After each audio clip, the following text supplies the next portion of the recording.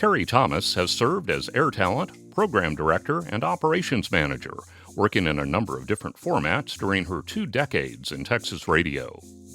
Terry's leadership brought Houston's KBXX and KMJQ to unprecedented levels of success. She has also managed pop and gospel stations and worked with talent in the country and classic rock formats. Additionally, Terry has helped launch the careers of many urban performing artists, many of whom have acknowledged her contributions to their success.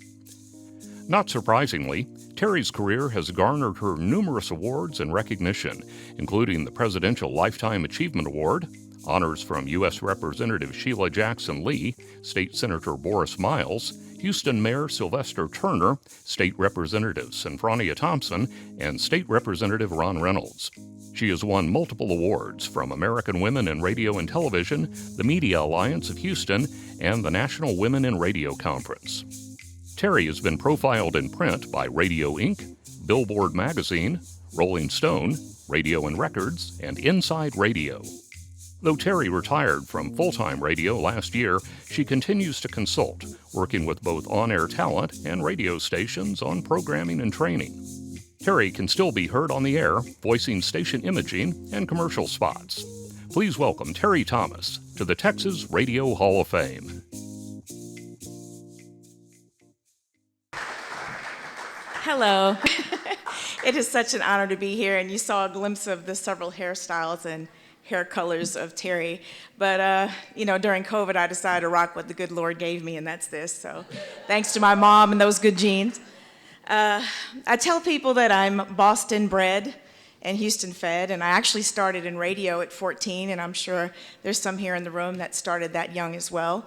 For me, it was WHSR, a 10-watt community radio station located inside Winchester High School.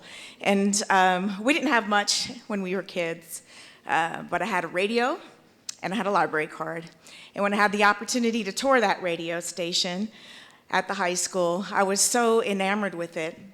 And there was this crotchety old guy who was a general manager, and I asked him like 5 million questions because I was so fascinated with the inner workings of the station. He said, "Look here, little girl, if you can get your 3rd class FCC broadcasting license, I'll give you a shift after school on 1 day a week." And so he gave me this big book. It felt like a phone book at the time. And I left the radio station. I took that book home, and I studied a bunch of things I promise you I didn't really understand. And I said a prayer to the good Lord and said, "Please, may I pass this test?" Because I felt like this was going to be the gateway into something special. And I did pass the test on my first time, might I add. And when I brought that license back to that crotchety old gentleman, and I said, "Here it is, I did it," he took it and he held it up to the light to make sure it was authentic, and it was. And he gave me my first air shift at 14. And at a 10-watt community radio station, I'm sure you can imagine how few the resources really were. And so I was grateful for my mom and dad who had some records that I could bring in to help accentuate my shift. And a year later, I was answering the request line, and this guy was on the other end, and he said, "Look here, Terry," he said, "you sound really good, and I would really love for you to come work at my radio station. I'd love to talk to you more about that." And that's when little Terry said, "Do you know I'm just 15? And he was shocked. And he said, "Well, I can't hire you then." So for me, it was the moment that the light went off, that something that I love so dearly might be a path for me. And so I set my sights and my focus on being a part of this magical industry. And it took me a lot of places. I did it the old-fashioned way, which was you go where the job is. And for me, I knew that, after I graduated from Emerson College and worked college radio, that my first big commercial radio shot probably wouldn't be in Boston. It was a top market. So that first opportunity came to me in Columbus, Georgia, at Foxy 105. And my first salary, in fact, my program director, who I love dearly, Philip David March, he's one of my mentors, he handed me my salary on a tiny piece of paper, and when I unfolded it, it was $11,800. And he said, "I'm so sorry, it's the best I could do." And I said, "Well, do I at least get insurance?" He said, "Yeah, you can go to the doctor." So I had people that saw something in me, like Philip David March or Fran Berger, my college advisor, and they poured into me and provided me an opportunity in a business that wasn't always very visionary for women.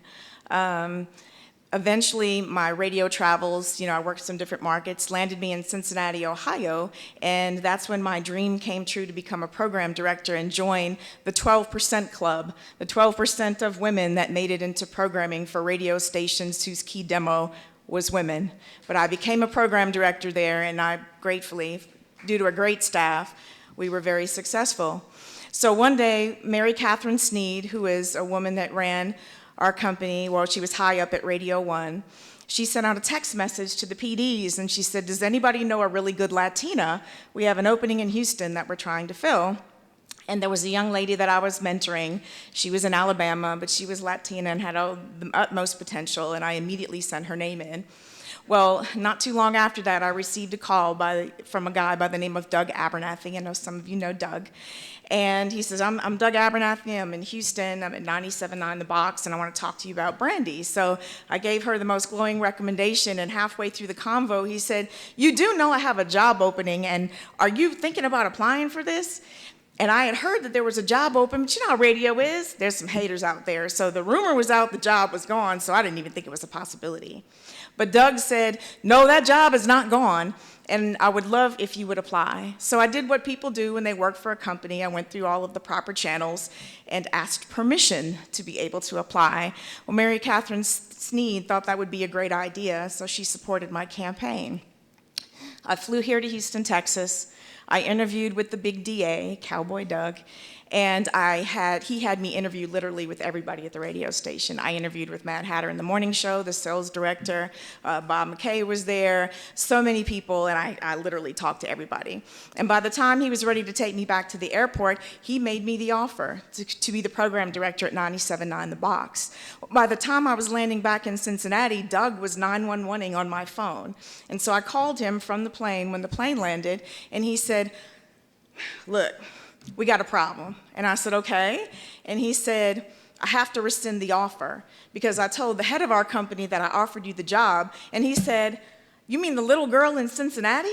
We're going to have her come to Houston and run our biggest station in our biggest market? Are you crazy? Now, mind you, I already worked for the guy, and I was already successful. But Doug, if you know him, is the great negotiator. And so he negotiated with the man that ran our company, and he said, let me make you a deal. If you will interview her, he said, I've interviewed everybody that's out there, but I'll interview anybody you want me to interview if you will interview her. And so they made a deal. And he said, look, Terry, he said, I'm betting on you. He said, wait for a call and we'll fly you into DC. So I flew to DC and I got there early because, in radio, we got to be on time.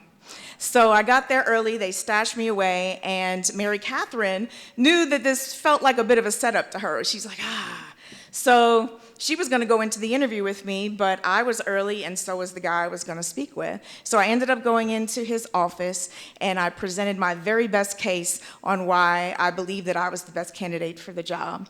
And so then they stashed me away in an office. I watched all these heavy hitters, all these heavy hitter guys come through here to try to get this job.